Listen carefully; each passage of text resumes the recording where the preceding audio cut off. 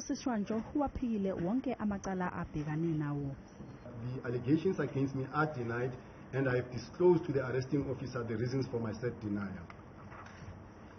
Uthi ungumuntu ongeke abaleke uma ekhululwa ngebheyili njengoba enamahlala khona futhi akacabanga ukuthi isiteshi samaphoyisa sizokwazi ukugcina imithi yakhe ngendlela efanele uma enganikwa ibheyili. I submit that I suffer from cholesterol and type 2 diabetes. This requires specific medication which requires specific storage and handling. The diabetes medication requires refrigeration at prescribed temperatures. I doubt if the police station where I'm kept has the capacity to store my medication. Umbuso usiphikisile isicelo sebheyili ngelithi lezi nsolo zibucayi kakhulu. This is a very serious offense.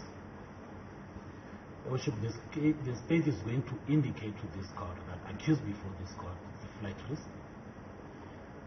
Sitshwantsho ubhekene necala elilodwa lokubulala kanye namabili enkohlakalo nokuphazamisa ukusebenza kwengalo yomthetho.